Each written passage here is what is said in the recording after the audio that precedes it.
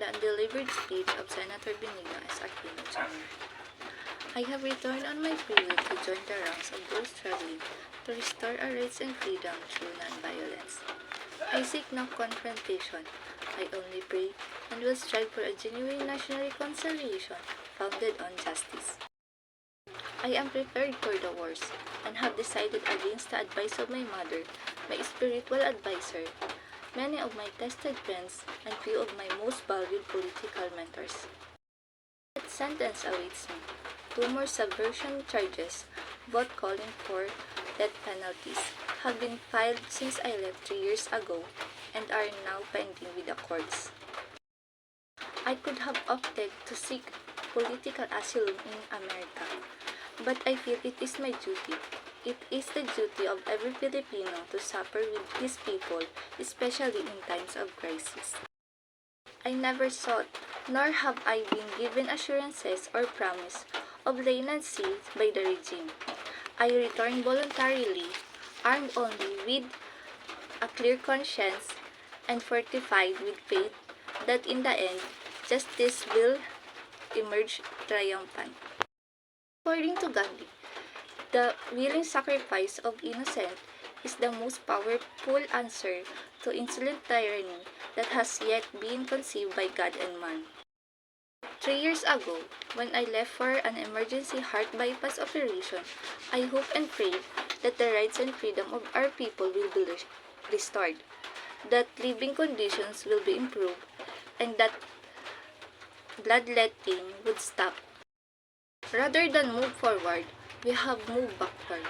The killings have increased, the economy has taken a turn to the worst, and the human rights situation has deteriorated. In the martial law period, the Supreme Court heard petitions for the habeas corpus. It is most ironic after martial law has allegedly been lifted.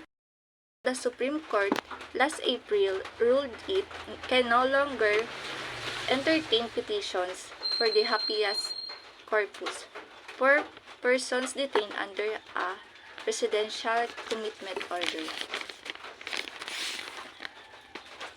which covers also called national security causes and which present circumstances can cover at almost anything. The country is far advanced in her times of trouble. Economies, social, and political concerns bedevil the Filipino. The problems may be surmounted if we are united. But we can be united only if all the rights and freedoms enjoyed before September 21, 1972 are fully restored. Filipino ask for nothing more, but will surely accept nothing less. Freedoms. The 1935 Constitution, the most sacred legacies from the founding fathers. Yes, the Filipino is patient, but there is a limit to his patience. Must we wait until that patience snaps? The nationwide rebellions is escalating and threatens to explode into a bloody revolution.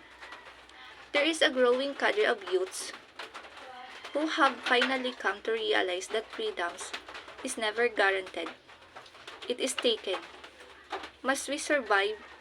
Must we relive the agonies of the past that brought forth our republic, or can we sit down as brothers and sisters and discuss our differences with reason and goodwill? I have often wondered how many disputes have been settled easily had the disputants only dared to define their terms, so as to leave no room for a misunderstanding. I shall define my terms. 1. 6 years ago, I was sentenced to die before a firing squad by a military tribunal whose jurisdiction I steadfastly refuse to recognize. It is now time for the regime in the decide. Ordered my immediate execution or set me free. I was sentenced to die for allegedly being a leading communist leader. I am not a communist.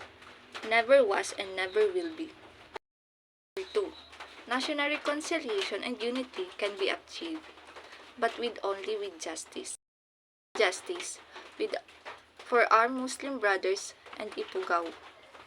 There can be no deal with a dictator, no compromise with dictatorship. In a revolution, there can really be no victors, only victims. We do not have to destroy in order to build. Subversion stems from economic, social, and political causes and will not be solved by purely military solutions. It can be curbed not with ever-increasing repression but with a more equitable distribution of wealth, more democracy, and more freedom. For the economy to get going once again, the working man must be given his just and rightful share of his labor, and to the owners and managers must be restored the hope when there is so much uncertain, if not despair. On one of the long corridors of Harvard University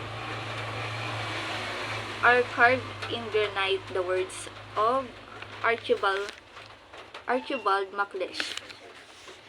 How shall freedom be defended? By arms, when it is attacked by arms. By the truth, when it is attacked by lies. By democratic faith, when it is attacked by authoritarian dogma. Always end in the final act by determination and faith.